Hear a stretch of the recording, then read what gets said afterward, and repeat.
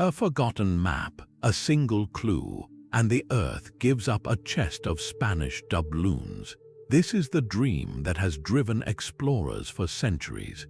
We are about to journey through 25 of history's most legendary lost treasures.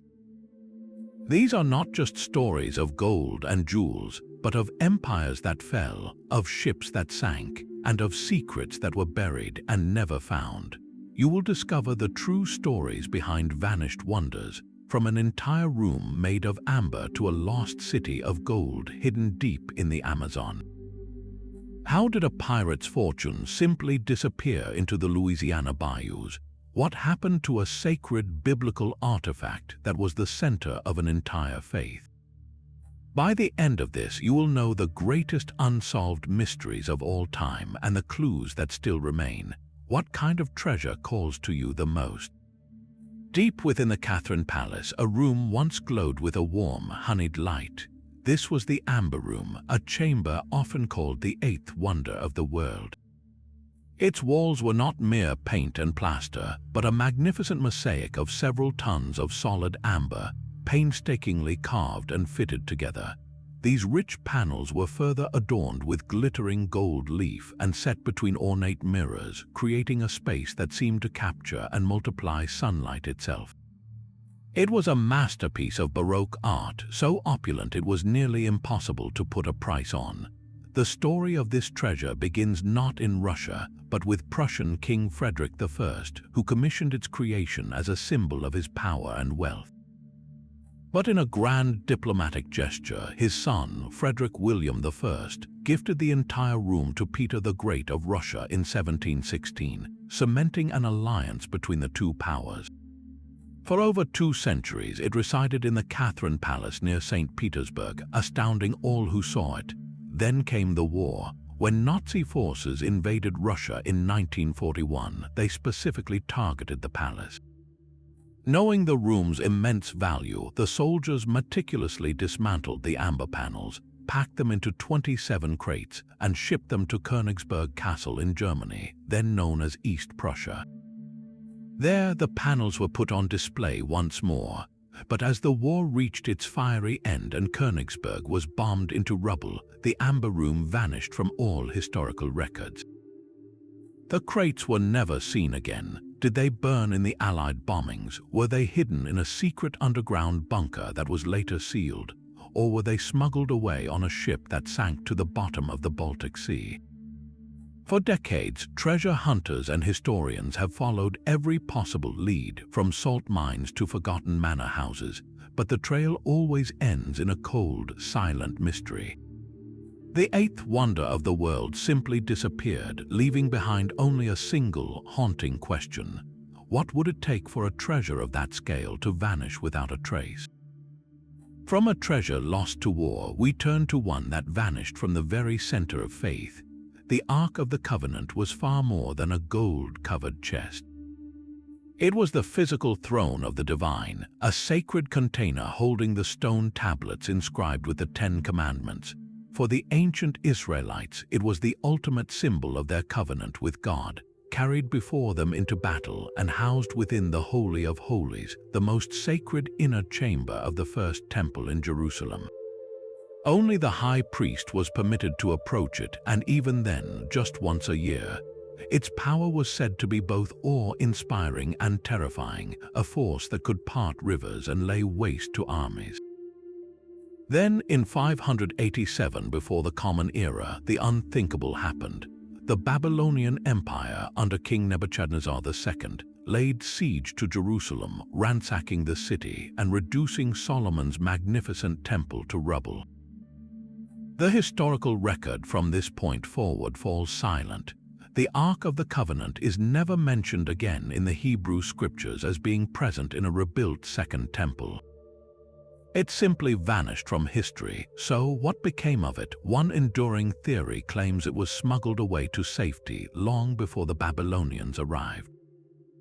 According to Ethiopian tradition, it was brought to the city of Axum by Menelik I, the son of King Solomon and the Queen of Sheba.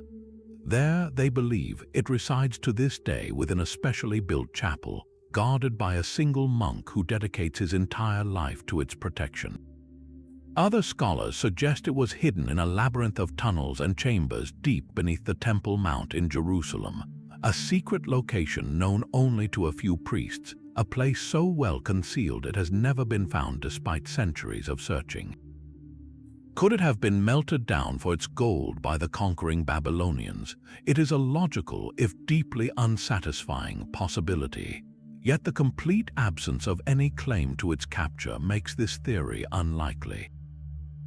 The mystery endures precisely because the Ark was not merely an object of immense material value, but the very heart of a nation's spiritual identity. Its loss created a void that has fueled hope and speculation for 2,500 years.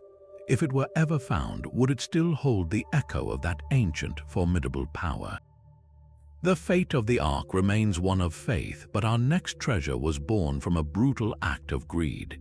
In 1532, the Spanish conquistador Francisco Pizarro captured the Inca emperor Atahualpa. The emperor, desperate to secure his freedom, made an astonishing offer. He promised to fill a large room once with gold and then twice more with silver. For months, a river of priceless artifacts flowed into the Spanish stronghold. Golden statues, intricate ceremonial pieces, and vast quantities of jewelry were all melted down into mundane ingots, erasing an entire culture's artistic heritage in the name of pure wealth. Just as the ransom was nearly complete, Pizarro, fearing the released emperor would rally his armies, broke his word and executed Atahualpa.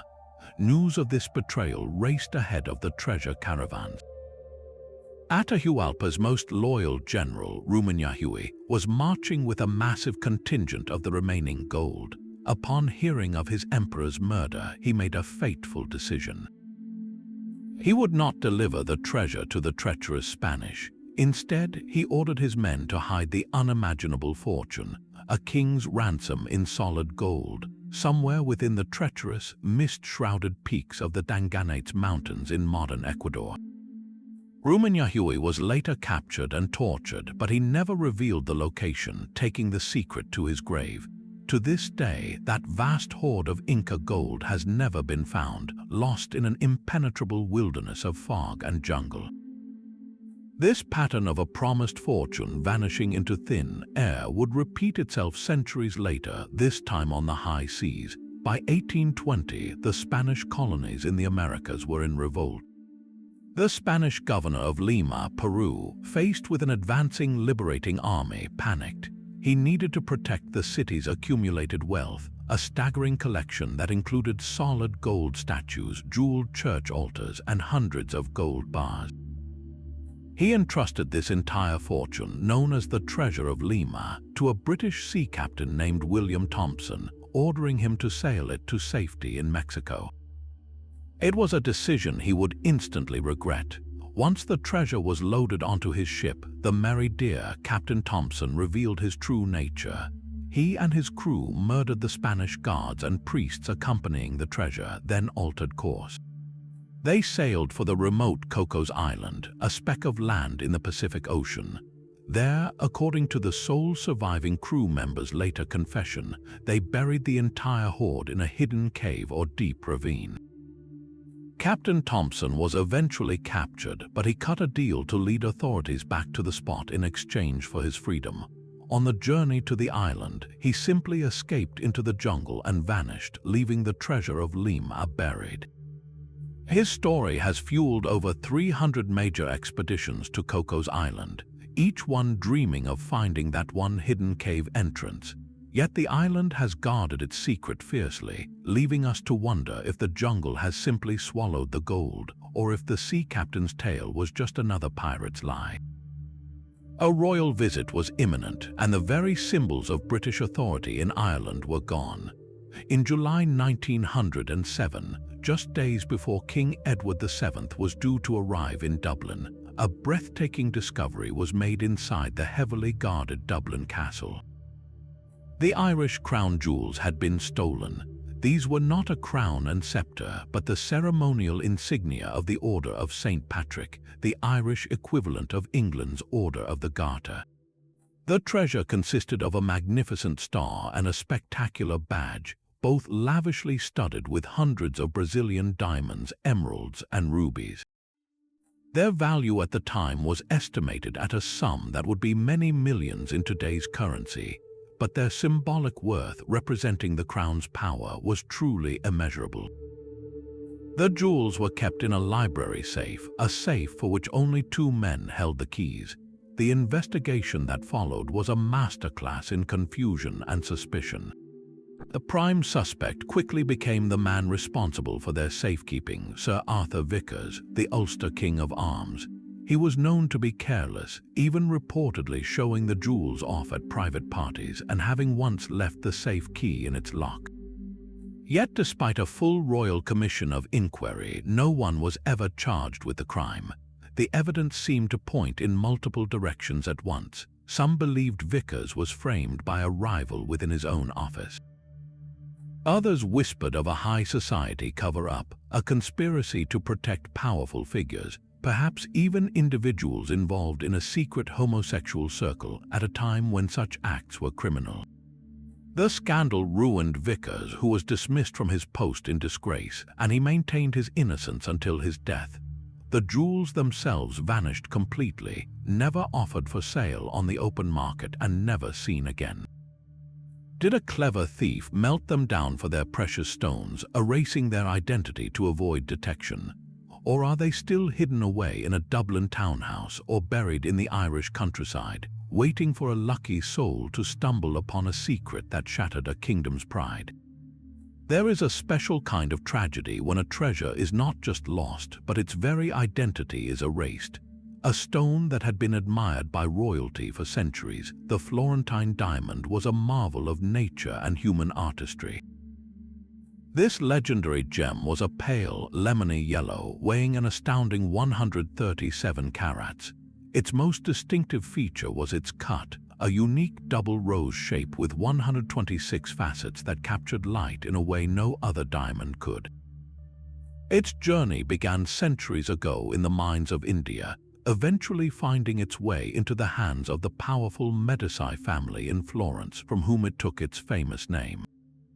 Through marriages and conquests, it passed through royal coffers until it became a star piece in the Austrian crown jewels. Its last public appearance was not in a museum case, but adorning a living monarch. It was set into the crown of the last Austrian empress, Zita, a final, glittering symbol of the ancient Habsburg monarchy. Then, in 1918, the empire collapsed. The royal family was exiled, their properties seized. The Florentine diamond, along with the rest of the crown jewels, was supposed to be secured by the new Austrian government. But when the inventories were finally completed, the great yellow diamond was gone. It had simply vanished from the official records. So, what happened to a gem that was far too famous to be sold openly? One theory suggests it was secretly sold to an American billionaire in the 1920s, a private transaction kept entirely off the books to avoid scandal and political fallout. Another, more dramatic possibility is that it was stolen during the chaotic aftermath of the war, its identity hidden by recutting it into several smaller, more anonymous stones, forever dismantling its historic form. The most heartbreaking theory is that it was simply lost in the bureaucratic shuffle, mislabeled and forgotten in a dusty vault somewhere, its brilliant fire extinguished by mere paperwork. The fate of the Florentine diamond remains one of the gem world's greatest enigmas. How does a stone of such immense size and documented history disappear without a single, verifiable clue? While empires fought over thrones in Europe, a different kind of war was being waged on the high seas. In 1708, the Spanish galleon San Jose was sailing as the flagship of a treasure fleet, her cavernous hold packed with a fortune that would dwarf the budgets of entire nations. She carried a king's ransom in gold and silver coins, alongside a stunning collection of emeralds freshly mined from the New World, all destined to finance the Spanish crown's war effort in the War of the Spanish Succession. But her journey home was cut short. Off the coast of what is now Colombia, the San Jose was intercepted by a British squadron led by Commodore Charles Wager. The two ships engaged in a fierce, close-range cannon battle in the dark of night. Then the unimaginable happened. A lucky shot from the British found its mark, likely igniting the San Jose's gunpowder store. The resulting explosion was catastrophic, a blinding flash that tore the great galleon in half. She sank in minutes, taking her immense treasure and nearly all of her 600 crewmen down with her, vanishing into the deep. For over 300 years, the wreck of the San Jose was the ultimate prize for maritime archaeologists and treasure hunters, a ghost ship lying somewhere on the ocean floor. Then, in 2015, a team funded by the Colombian government announced they had found it. Using an autonomous underwater vehicle, they discovered the wreck site, identifying the ship by the unique dolphin engravings on her bronze cannons. Finding the wreck, however, only ignited a new battle, one fought not with cannons but with lawyers, who rightfully owns this multi-billion-dollar treasure. Spain claims it as the ship was a state vessel. Colombia claims it as the wreck lies in its territorial waters. A group of American investors claims a share, arguing their company provided the initial location data. Even Bolivia's indigenous Quechua Nation has staked a claim, stating their ancestors were the ones forced to mine the very silver and emeralds that filled the ship's hold. The San Jose's treasure remains suspended in a legal limbo as deep as the ocean that holds it, a fortune pulled from the realm of myth only to be locked away by courts and diplomatic disputes. It makes you wonder, is a treasure truly found if no one can ever lay a hand on it? The San Jose's fate was sealed in a fiery explosion, but not all treasure ships met such a dramatic end. Some vanished into the slow, crushing embrace of a hostile shore. In 1765, the Spanish galleon Purísima Concepción was completing a routine voyage from Peru back to Spain. Her holds were filled with the wealth of an empire, a cargo of silver and gold that represented taxes, trade, and the raw power of the Spanish crown. But the ship never reached the open ocean. A brutal storm drove her onto the jagged rocks off the coast of Patagonia, a region so desolate and wind-swept it felt like the edge of the world. The ship was shattered, but remarkably, most of the crew and passengers survived the wreck. They found themselves stranded on a barren coast with virtually no supplies, 1,000 miles from the nearest Spanish settlement. Their only hope was an impossible trek north. This was the beginning of a harrowing journey that would become a legend in itself. For months, the survivors marched, battling starvation, bitter cold, and the relentless Patagonian wind. They were a moving contradiction, starving to death while technically guarding a king's ransom. For many had stuffed their pockets with silver coins from the wreck, only to find the heavy metal was a useless burden in a fight for survival. Most of those coins were gradually abandoned along the trail, scattered across the vast wilderness. By the time a rescue party finally found the few remaining survivors, the story of the Purísima Concepción had already taken on a new dimension. Official Spanish salvage missions returned to the wreck site, but they managed to recover only a fraction of the registered treasure. This is where the mystery truly deepens. According to persistent local legend, the ship's crew did not simply abandon all that wealth. Before their desperate march began, a small group supposedly ventured back to the broken hull. They are said to have retrieved the most valuable part of the cargo, the heavy chests of gold and silver bars, and carried them inland. Their goal was not to carry the weight on their march, but to hide it. The story goes that they buried this core of the treasure somewhere in the foothills of the Andes, creating a detailed map to lead them back to their fortune once they were safe. That map, like the men who made it, was lost to time. For over 250 years, the harsh landscape of Patagonia has been the perfect guardian. This is not a tropical island you can easily explore, but a vast, empty territory of punishing steppes and mountains that defy casual searching. The treasure of the Purísima Concepción, if the legend is true, is not under the water but hidden somewhere beneath the lonely, windswept earth, waiting for a map that no longer exists to be rediscovered. The harsh sun of the Arizona desert bakes the stone, a landscape that seems to guard its secrets with a silent, menacing fury. Here, in the Superstition Mountains east of Phoenix, lies the legend of the Lost Dutchman's gold mine. Its story begins not with a king or a galleon, but with a solitary German immigrant named Jacob Waltz. In the 1880s, Waltz, who was often called the Dutchman due to the English mispronunciation of Deutsch, began appearing in nearby settlements with a curious story and even more curious evidence. He would arrive with pouches of incredibly rich gold ore, enough to finance his modest needs but never enough to draw overwhelming attention. He spoke vaguely of a mine, a source of wealth so abundant that the gold was just lying on the ground in a secluded canyon, a place he could only find by a specific hidden trail. He claimed to have discovered an ancient source, perhaps originally mined by the Peralta family of Mexico generations before, and he guarded its location with his life. Then, in 1891, Waltz died after being caught in a devastating flood, taking the precise location of his mine with him. All that was left were a few crude maps drawn from his deathbed stories and a burning mystery that would consume countless lives. Almost immediately, the treasure hunt began, and with it came a dark reputation. The Superstition Mountains earned their name.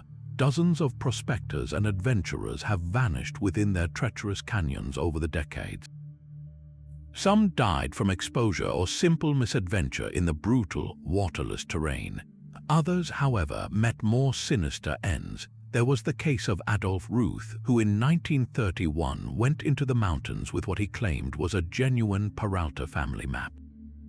His skull was found months later with 2 bullet holes in it.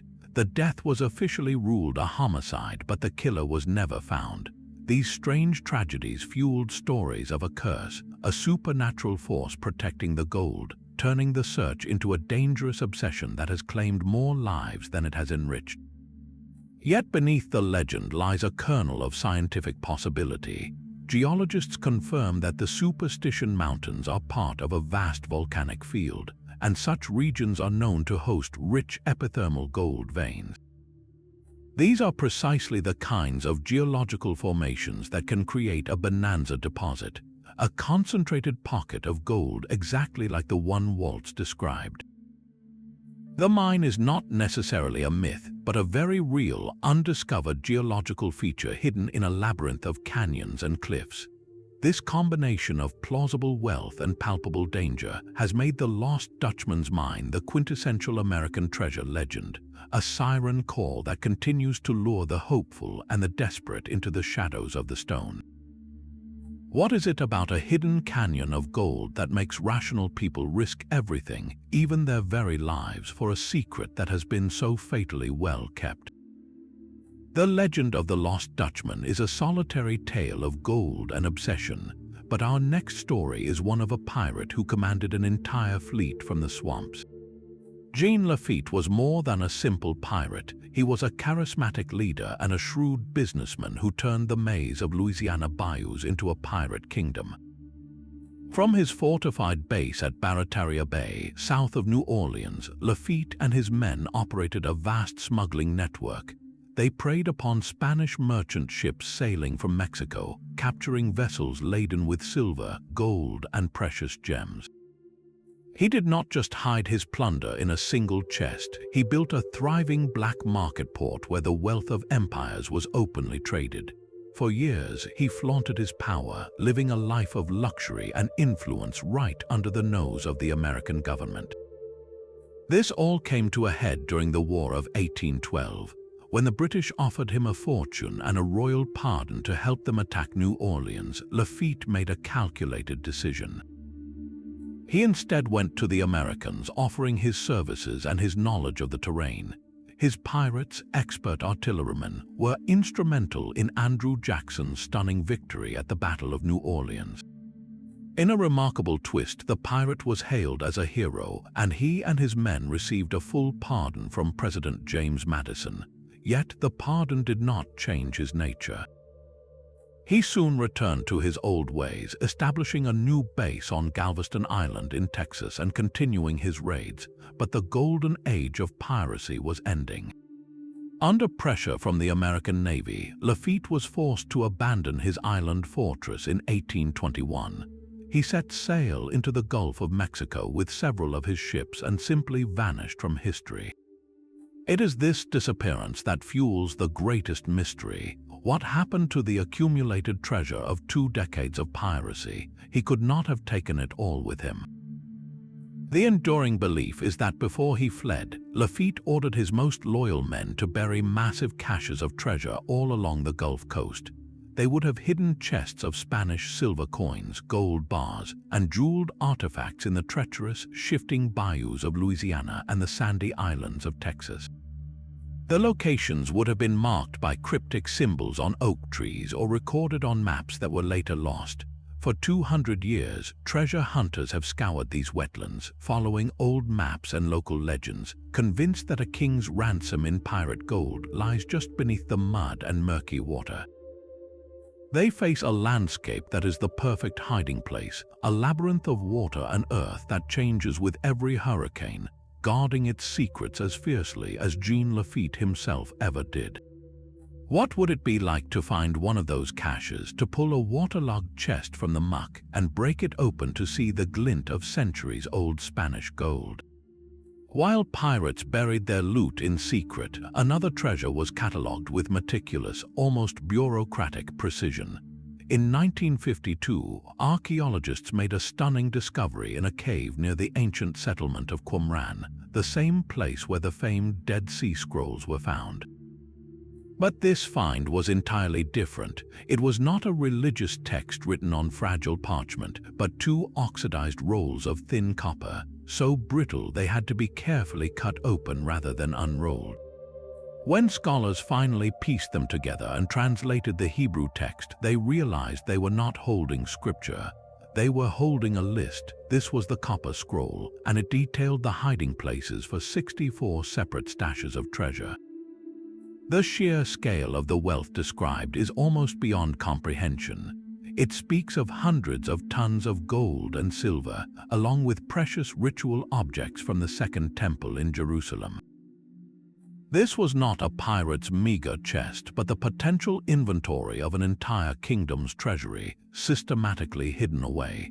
The immediate and enduring question is whether this list is fact or pure fiction. Could such an immense hoard have ever truly existed? Some scholars argue it is a genuine record, perhaps created by temple priests as the Roman army advanced on Jerusalem around 70 Common Era, a desperate attempt to safeguard the sacred wealth from the impending invasion and sack of the city. Others contend the amounts are too fantastical, more like a legend or a work of religious allegory than a practical ledger. The copper itself is a clue, a durable medium chosen for a record meant to last, far more permanent than the parchment used for the other scrolls. Yet, the very instructions that make it a map also render it nearly impossible to solve. The scroll does not give simple directions. It describes locations with names like the solitary ascetic's tomb or the mouth of the 2 canals, places that were likely common knowledge 2,000 years ago but are now utterly lost to history. The landscape has been reshaped by wars, earthquakes, and 2 millennia of human settlement.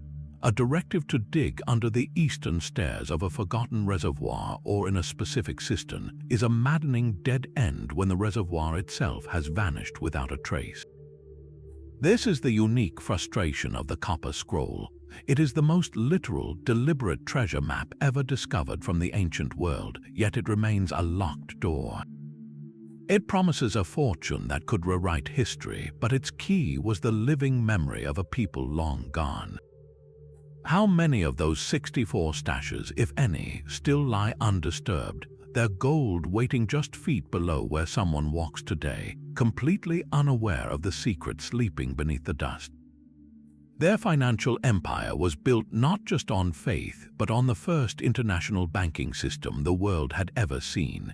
The Knights Templar began in the 12th century as a small, pious order of warrior monks sworn to protect Christian pilgrims traveling to the Holy Land. But through donations and shrewd business acumen, they evolved into something far more powerful.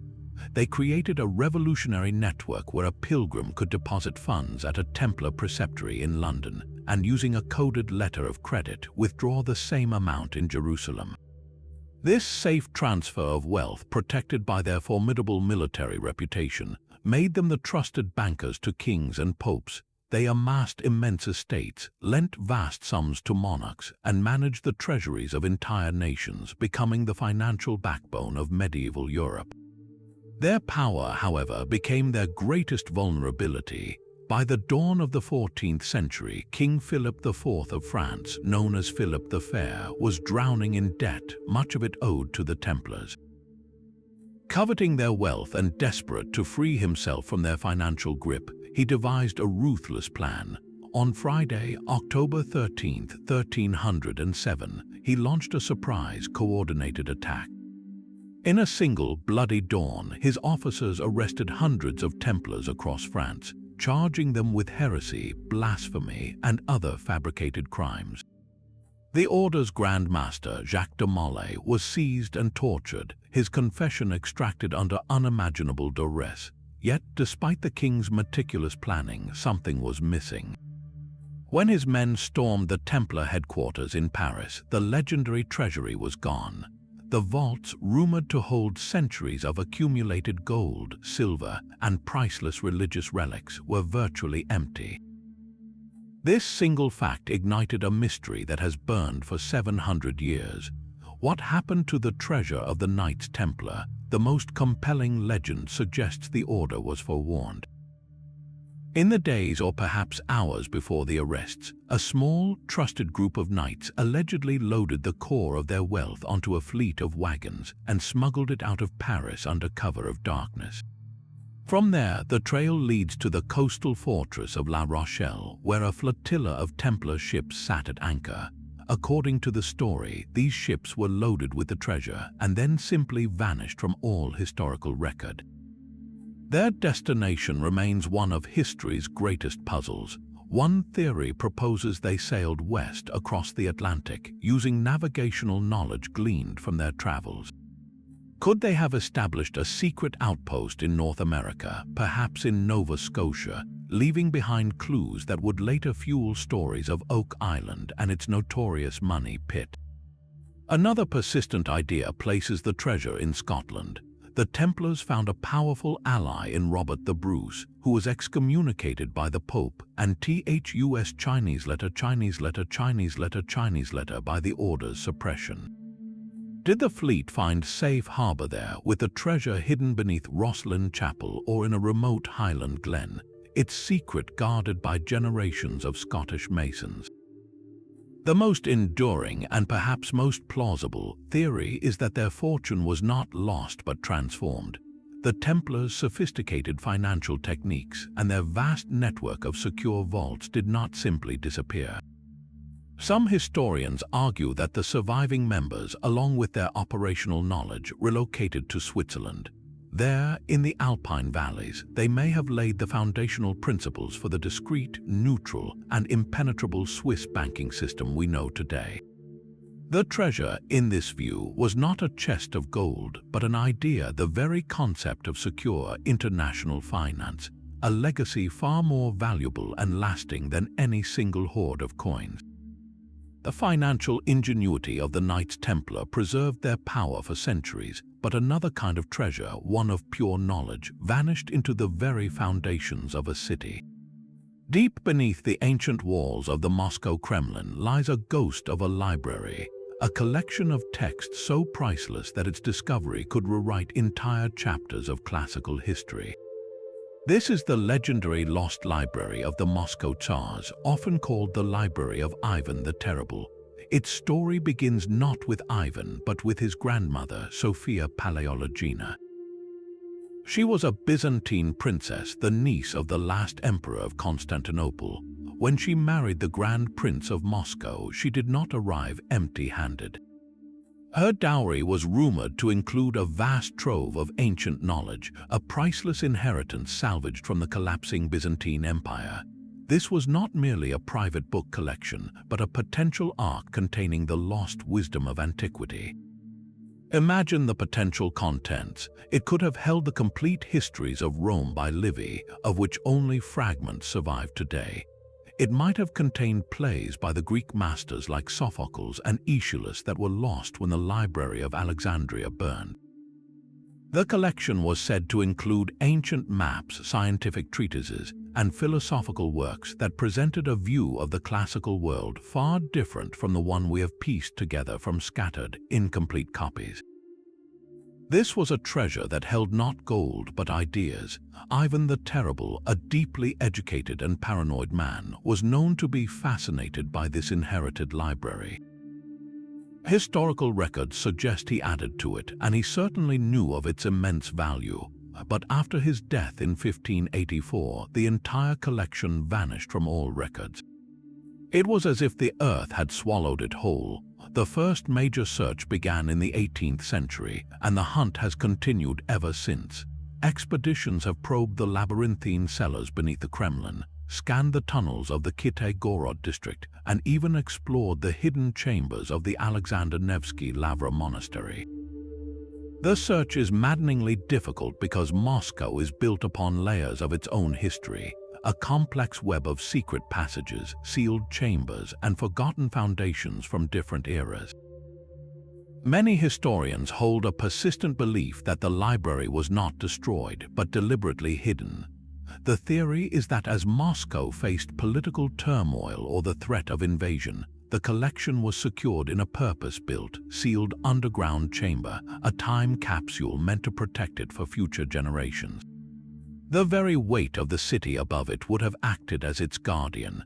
The knowledge required to find the entrance was likely entrusted to only a few individuals, and that chain of custody was broken by time, war, or revolution. This library represents a different kind of obsession for treasure hunters, one driven not by greed, but by the promise of rediscovering a lost world. To find it would be to open a direct window into the minds of the ancients, to hear their stories in their entirety for the first time in over a millennium. What forgotten masterpiece might be waiting in the dark, silently holding secrets we do not even know we have lost? The knowledge lost beneath Moscow was a treasure of the mind, but the hoard of Alaric I was a prize of pure conquest. In the year 410, the unthinkable happened. The city of Rome, the eternal and inviolable heart of an empire, was breached not by a rival empire but by a Gothic king and his warriors. For 3 days, the Visigoths under Alaric systematically looted the ancient capital. They stripped palaces and temples of centuries of accumulated wealth, gathering not just gold and silver, but priceless artifacts, sacred religious objects, and the personal treasures of the Roman elite. This was not merely a raid, it was the symbolic end of an era, the tangible wealth of the classical world being hauled away by the very forces it had once called barbarians. Laden with this unimaginable plunder, Alaric then turned south, his goal to cross into Sicily and then to North Africa to establish a new Gothic kingdom. But he never made it. He fell ill and died in the southern Italian town of Cosenza. His followers were faced with an immense problem. How do you bury a king who had humbled Rome itself, along with the fortune that proved his power in a hostile land? Their solution was as audacious as it was permanent. According to the historian Jordanes, the Visigoths enslaved local prisoners and forced them to divert the entire flow of the Busento River. In the newly exposed riverbed, they constructed a grand tomb for Alaric, placing his body and the vast bulk of the Roman treasure within its chamber. Once the burial was complete, they returned the river to its original course, allowing the waters to flow back over the tomb, sealing it forever from the world. To ensure the secret died with them, the Goths then killed all the enslaved laborers who had done the work. The river kept its secret, and the treasure of Rome vanished beneath the silt and water. Modern searches have been as frustrating as they are tantalizing. The river's path has shifted over the centuries, and the modern city of Cosenza has been built atop the ancient landscape. Using ground-penetrating radar and other non-invasive techniques, archaeologists have scanned the riverbed, searching for any anomaly that could be a man-made chamber. But the Bucento guards its secret well, its waters hiding a hoard that represents one of the most pivotal moments in Western history. This lost treasure is more than just gold. It is the physical embodiment of Rome's fall, the final, glittering grave of the ancient world's supremacy, lying in wait for a discovery that would be as much about history as it is about wealth. Hidden away in private collections, the imperial Fabergé eggs represent a world of almost unimaginable artistry and luxury. These were not simple holiday trinkets, but the pinnacle of the jeweler's art, commissioned by the Russian Tsars Alexander III and Nicholas II as Easter gifts for their wives and mothers. Each egg was a unique masterpiece, crafted from the finest gold, enamel, and precious gems, and each contained a surprise, a tiny, perfect marvel hidden within its shell. Of the 50 known imperial eggs created by Peter Carl Fabergé, the fate of several remains a heartbreaking mystery, a direct consequence of the violent upheaval of the 1917 Russian Revolution. When the Bolsheviks seized power, they also seized the Romanov family's vast possessions, including these exquisite eggs. Many were sold off to foreign collectors in the 1920s and 30s to raise cash for the new Soviet state, scattering the collection across the globe. But some simply vanished from the records. Take the Necessaire egg, for instance. Last documented in 1922 in Moscow, this egg was a lady's compact, a functional object of supreme beauty. Its exterior was a delicate pink enamel, and inside it held a complete set of miniature manicure tools crafted from gold and gemstones. It was sold to an unknown buyer and has never been seen in public again. Then there is the royal Danish egg, created to commemorate the Tsar's Danish ancestry. This egg was adorned with portraits of the Danish royal family and featured a surprise of tiny, folding elephant figures inside, a nod to the Danish Order of the Elephant. It was last seen in a 1922 photograph from a Soviet exhibition before it, too, disappeared into the void. The possibility that these eggs still exist is a powerful lure for art detectives and historians. They were not melted down for their materials, as their value as complete artworks far exceeded their worth in raw gems and gold. The most tantalizing theory is that they were purchased discreetly by wealthy private collectors during the chaotic early Soviet sales. In an era before the internet and international art registries, a buyer could have acquired such a treasure and chosen to keep it a secret, a glorious heirloom known only to their family, passed down through generations in a vault or a private display case. Other eggs might have been mislabeled in old storage facilities, their true identity lost behind a simple inventory number in a forgotten bank vault or museum basement. The hunt for these missing masterpieces continues to this day, driven by the hope that one might surface in an estate sale or an anonymous auction. Each egg is a time capsule of a lost world, a symbol of a doomed dynasty's final, glittering days. What would it mean to hold one of these lost eggs, to be the person who rediscovers a treasure that has been silently waiting for a century to tell its story? Deep within the emerald tangle of the Amazon rainforest, a legend persists of a final, untouched sanctuary. This is the lost city of Paititi, whispered to be the last refuge of the Inca elite as their empire crumbled under Spanish conquest. When the conquistadors seized Cusco, the story goes that the remaining Incas did not simply surrender. Instead, they staged a strategic retreat, vanishing into the vast, uncharted jungle with the most sacred treasures of their civilization. They carried with them not just gold, but the golden icons of their sun god Inti, life-sized statues of plants and animals, and the intricate ceremonial artifacts that formed the spiritual heart of their world. This was not a random flight, but a calculated migration to a pre-established city, a place so remote and well hidden it would never be found by their pursuers. Paititi became the New World's ultimate ghost, a city of gold that shimmered just beyond the reach of every explorer's grasp, often merging in legend with the myth of El Dorado itself. For centuries, the search was a story of brute force and human endurance, with expeditions hacking through miles of dense foliage, battling disease, and following cryptic indigenous maps drawn on animal skins. These quests often ended in tragedy or empty hands, leaving the jungle's secret intact. The modern hunt, however, looks very different. Today, the dream of Paititi is kept alive not with machetes alone, but from the silent void of space. Archaeologists now use satellite imagery and LiDAR technology, a kind of laser radar that can digitally strip away the dense forest canopy to reveal the shape of the ground beneath. From orbit, they have identified startling geological formations in the remote border regions of Peru and Bolivia, areas so inaccessible they have never been walked by outsiders. These scans show what appear to be man-made terraces, symmetrical platforms, and even the ghostly outlines of potential road networks hidden under centuries of growth.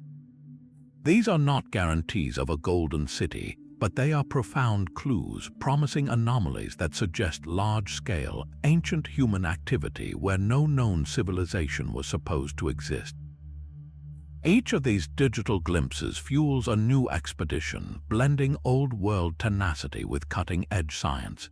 The city of Paititi, if it is ever found, would be more than a treasure trove. It would be a time capsule preserving the final, unconquered chapter of the Inca Empire, a silent testament to a culture that chose to disappear into the green rather than bow to annihilation. What forgotten ceremonies, what last echoes of a sovereign people, might still be waiting in that secluded stone guarded by the endless jungle? The sea does not give up its secrets easily, and for the Spanish galleon Nuestra Señora de Atocha, the final price of passage was a hurricane. In September 1622, the Atocha was sailing as the heavily armed rear guard of a Spanish treasure fleet, her hull straining under the weight of a cargo that represented the lifeblood of an empire.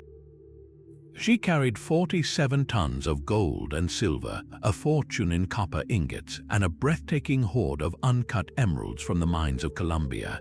This was not just wealth, it was the royal tax revenue from an entire continent, destined for the coffers of King Philip IV. But off the Florida Keys, a monstrous hurricane caught the fleet. The Atocha was slammed onto a reef, her hull was torn open, and the great ship sank in a matter of minutes, taking 260 people and her entire legendary cargo down with her. Spanish salvage attempts located the wreck but could not breach her strongrooms, and the Atocha settled into legend, a ghost ship on the ocean floor. For 350 years, her fortune was considered unrecoverable, a myth lost to the deep. Then came Mel Fisher. He was a man possessed by a singular dream, a modern-day Quixote who spent 16 years chasing a ghost. He and his family endured one heartbreak after another. Their search was plagued by equipment failures, financial crises that pushed them to the brink of ruin, and agonizing legal fights with the state over the rights to whatever they might find. The greatest tragedy struck in 1975 when one of their search boats capsized in the night, claiming the lives of Fisher's son, his daughter-in-law, and another diver. It was a loss that would have broken most people, but Fisher clung to his mantra, "Today's the day." And then, on July 20th, 1985, it was. His team, following a scattered trail of silver coins known as the Trail of the Ghost, finally found the main pile. It was the Motherlode, an archaeological site of staggering wealth scattered across the seabed. They recovered gold bars stacked like firewood, chests of hand-struck silver coins so numerous they were counted by the pound, and those legendary Muso emeralds, some the size of a human fist. The discovery was worth hundreds of millions of dollars and validated a lifetime of obsession. Yet, the story of the Atocha is not fully complete. The entire stern castle, the section of the ship where the most wealthy passengers and the captain's safe would have been, has never been found. This missing section is believed to hold the most concentrated and valuable items from the voyage, a separate fortune that the sea has so far refused to surrender. The sand and coral continue to guard their prize, a reminder that even the greatest treasure hunts can leave a final, tantalizing mystery waiting just beyond the next dive. While treasure hunters scan the ocean floor for gold, the most profound losses are often those of pure symbolism. One such object is the golden menorah from the Second Temple in Jerusalem. This was not merely a lampstand, but a sacred, seven-branched symbol of divine light and national identity, meticulously crafted from a single piece of solid gold according to biblical instruction. Its fate was sealed in the year 70 of the Common Era, when Roman legions under the future Emperor Titus crushed a Jewish revolt, sacking Jerusalem and burning the temple to the ground. The ultimate symbol of this victory and of Rome's utter domination was the image of the captured menorah. We know exactly what it looked like, for it was immortalized in stone on the Arch of Titus in Rome. There, carved in exquisite detail, Roman soldiers are shown carrying the magnificent prize aloft on their shoulders, a permanent testament to its theft and a humiliation etched into the heart of the empire. For centuries, the physical menorah itself was put on public display in Rome, a war trophy in the Temple of Peace, but then its historical trail begins to fray. When the Vandals, a Germanic tribe, sacked Rome in the 5th century, they are said to have looted the city's greatest treasures, and the menorah was likely among them. The most widely accepted theory is that the Vandals loaded it onto a ship bound for their capital, Carthage in North Africa. This ship, however, is said to have foundered in a storm, sinking somewhere in the Mediterranean and taking the golden menorah to a watery grave, lost amidst countless other shipwrecks. Yet, such an ignoble end for an object of such immense spiritual significance feels incomplete. This has given rise to other, more tantalizing legends. One persistent story claims the menorah never left Rome at all.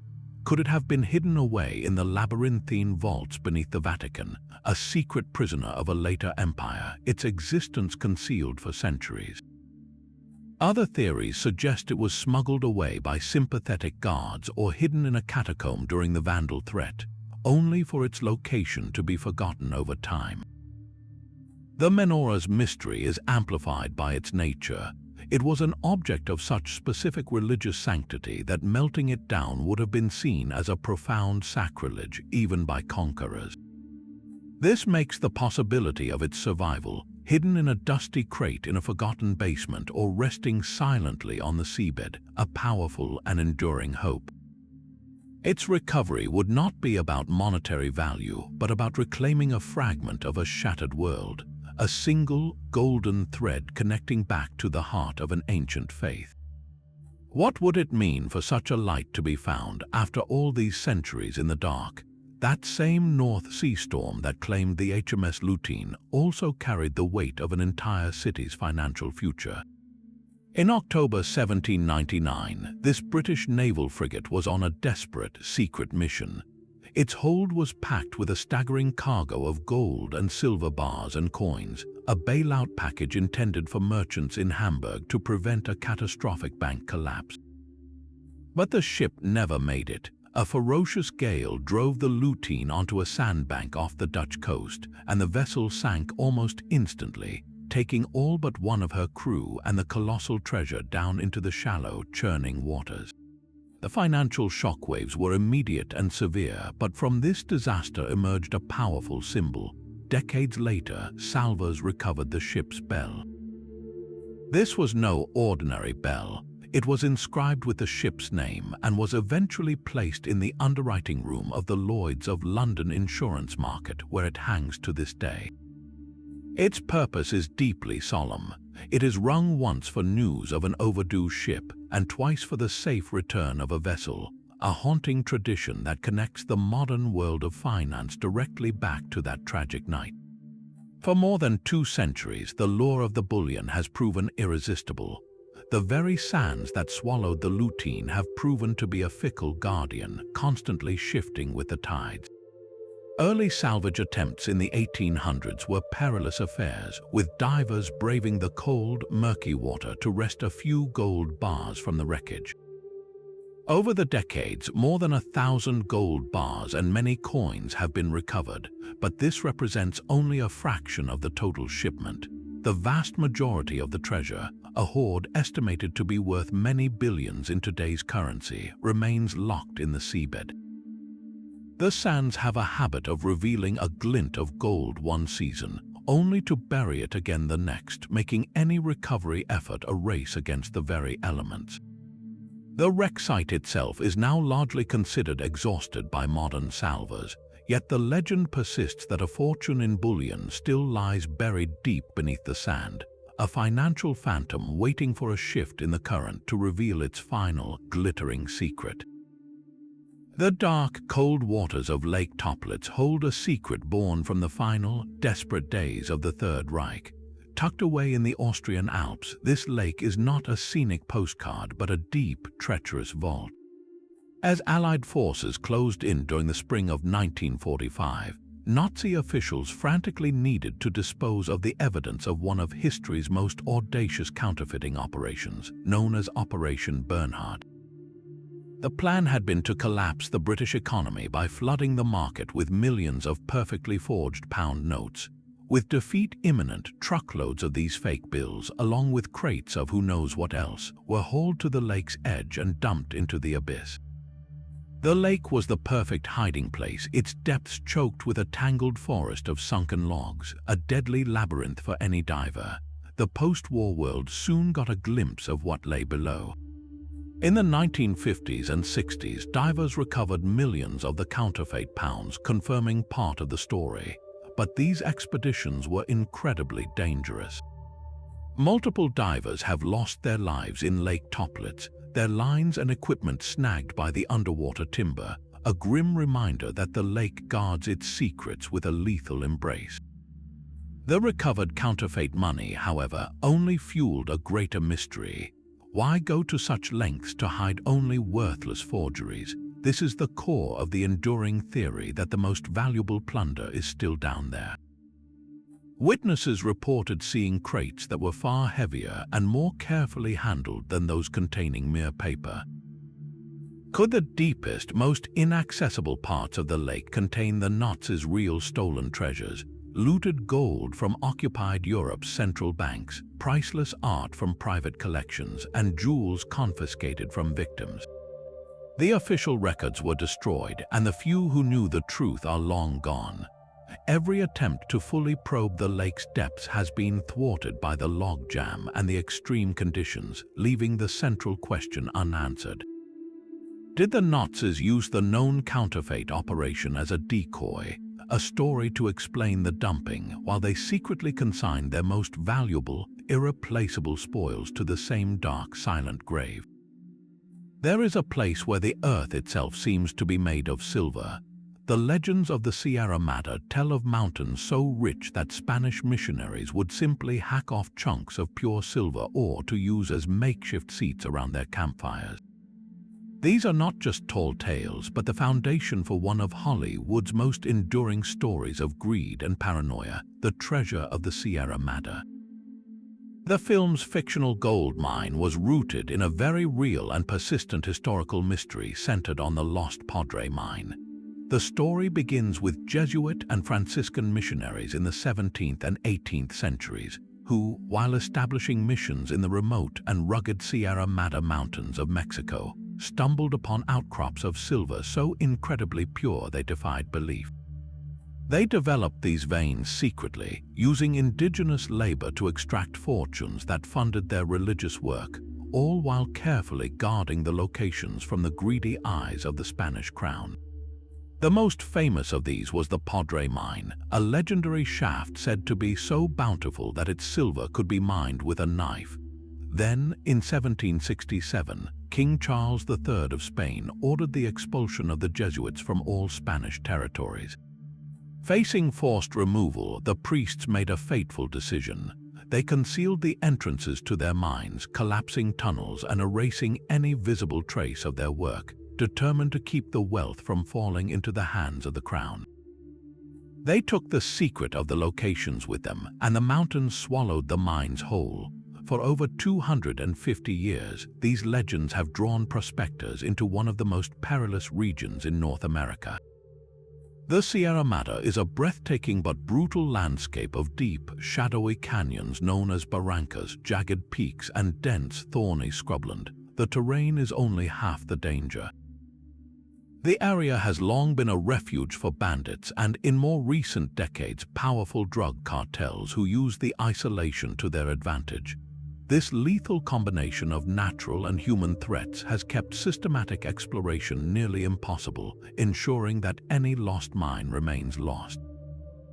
The few who venture in follow old, cryptic maps and clues from missionary diaries, searching for a specific type of rock formation or a lone, ancient oak tree that might mark a hidden entrance.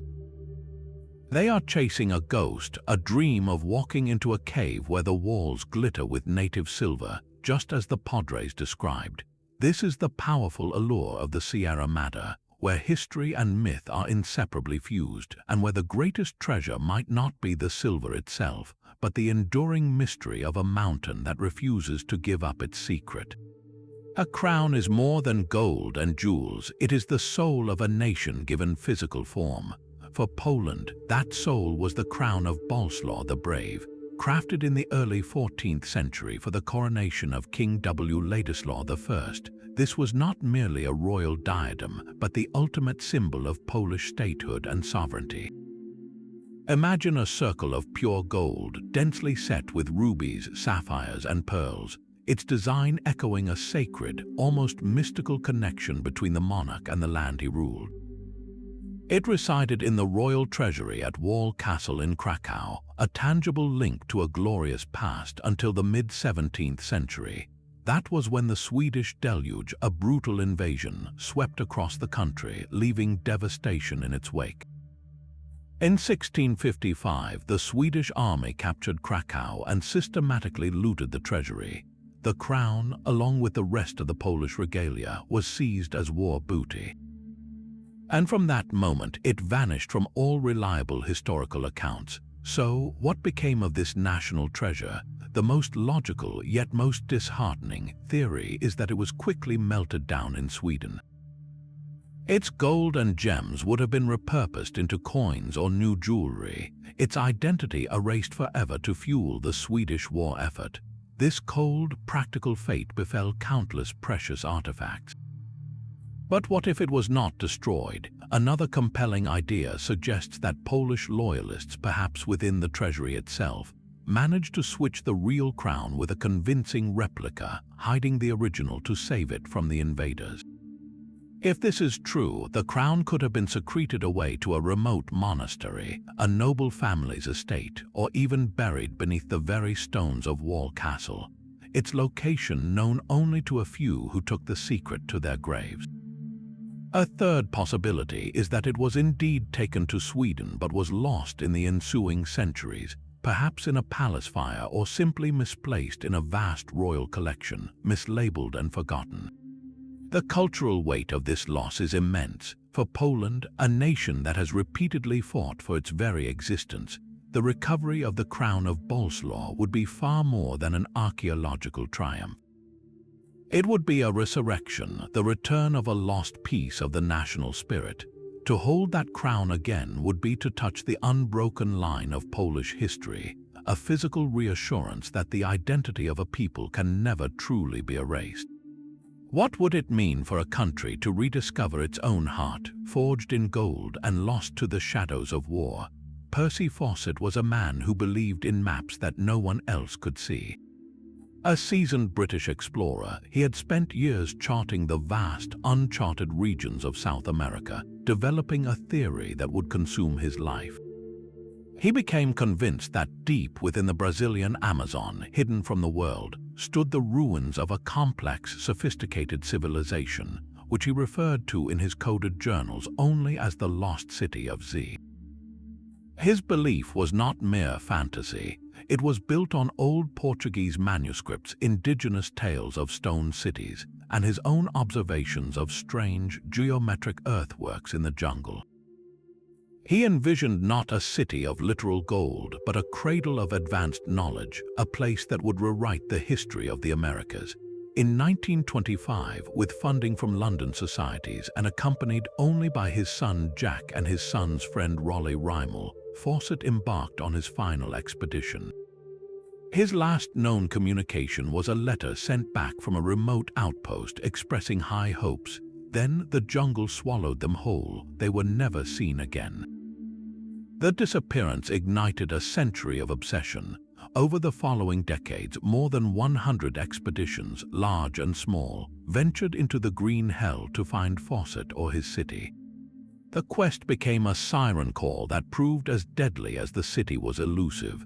Many of these rescuers and treasure hunters themselves vanished, succumbed to disease, or were killed by hostile tribes, adding their own names to the mystery's grim tally.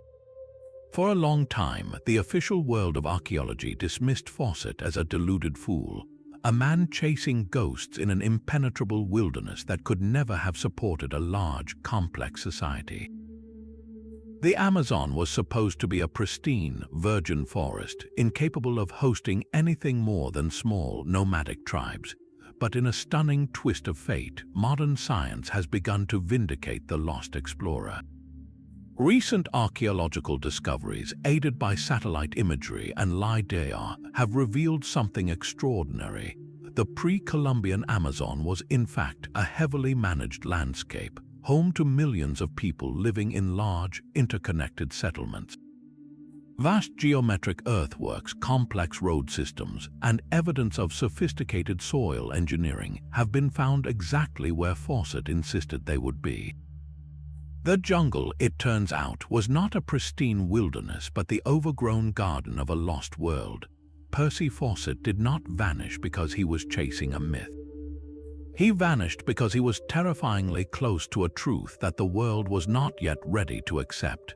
His lost city may not have been called Z, and its streets may not have been paved with gold, but the civilization he dreamed of was real. The greatest mystery is no longer whether the city exists, but what final, breathtaking discovery cost Fawcett and his party their lives in the deep, silent heart of the green. The pirate ship Whydah Galley was a floating treasury of misery and plunder. Under the command of the charismatic Black Sam Bellamy, this vessel had spent months terrorizing shipping lanes, capturing over 50 ships and amassing a fortune that was the envy of the Atlantic. Her hold was a chaotic vault filled with golden coins minted in Spain and France, heavy silver bars, and intricately carved ivory from Africa. Bellamy's reign, however, was brutally short. In April 1717, a monstrous nor'easter caught the Whydah just off the coast of Cape Cod. The ship, overloaded with treasure and fighting hurricane-force winds, was driven onto a sandbar, capsized and broken apart by the raging sea. Of the nearly 150 souls aboard, only 2 survived. The Whydah and its legendary cargo were scattered across the ocean floor, swallowed by sand and sealed by cold, dark water.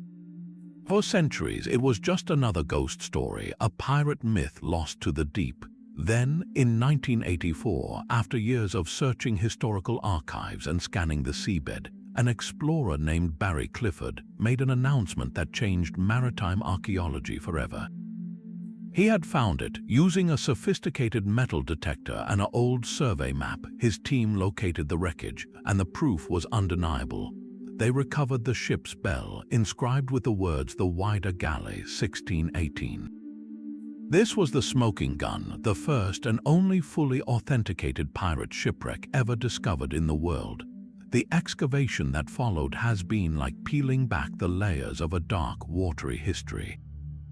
To date, over 200,000 artifacts have been brought to the surface, from everyday items like pistols and navigational tools to personal effects that tell human stories of those who lived and died by the pirates' code. Yet, for all these incredible finds, the core of the treasure remains elusive. The vast majority of the registered plunder, the heavy chests of coins and the stacks of silver and gold bullion that made the Whydah so heavy, has never been found.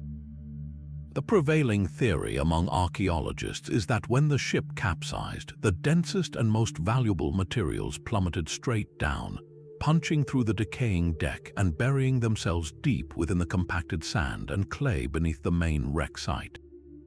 This is not a treasure chest sitting on the seabed, but a fortune that sank into a silty grave, potentially buried under many feet of sediment. The sea, having revealed the ship, now guards its greatest prize with a shifting blanket of sand. This means the Wider's ultimate secret is still down there, a massive hoard of pirate wealth waiting for technology or a lucky storm to scour the seabed and reveal the final, glittering chapter of Black Sam Bellamy's lost fortune. A blade can be more than a weapon. It can be the living soul of a warrior and the symbol of an entire nation's honor. We conclude our journey with one of history's most revered lost artifacts, the Honjo Masamune sword. Forged in the 13th century by the legendary master Goro Nudo Masamune, this katana was not merely a piece of steel, it was considered the pinnacle of the swordsmith's art. Its reputation was built on a perfect, almost supernatural balance, a razor-sharp edge that could slice through armor, and a mesmerizing grain in the metal known as the hoda, which resembled a pattern of stars or swirling clouds. The sword's name comes from one of its earliest known owners, the General Honjo Shigenaga, who reportedly received it after a battle in the 16th century where the blade struck his helmet and was somehow captured without killing him. From there, it passed into the hands of the most powerful rulers in Japan, eventually becoming a prized heirloom of the Tokugawa shogunate, the family that unified and ruled Japan for over 250 years. In their possession, the Masamune was more than a trophy.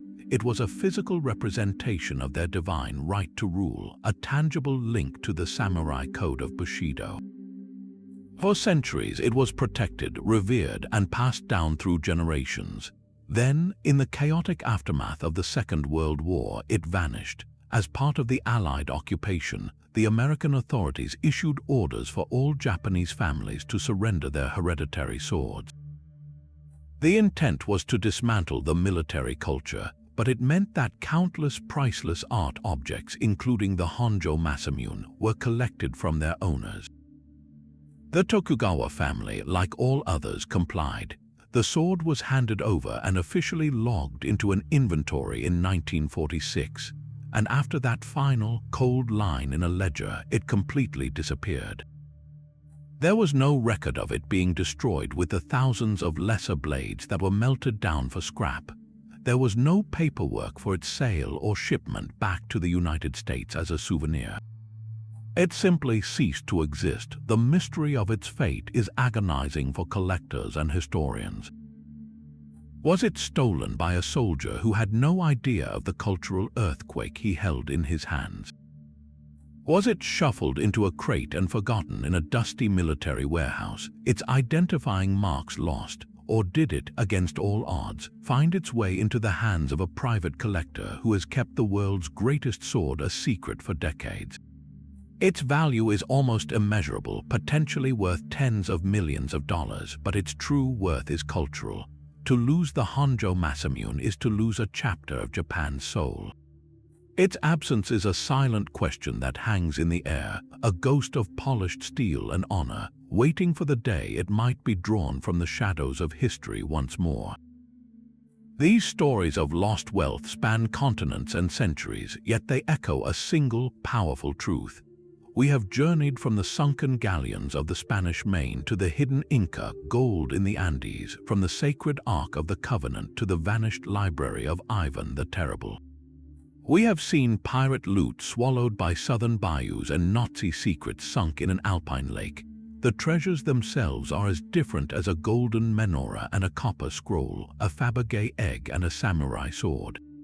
But the forces that conspired to hide them are hauntingly familiar. Time and again, we see the destructive power of human greed, the chaotic sweep of war, and the slow, patient erasure of time itself.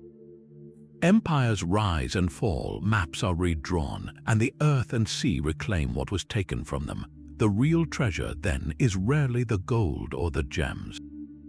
It is the story. It is the unquenchable human spirit that drives us to seek, to explore, and to believe that the next clue, the next map, the next dive could be the one that solves everything.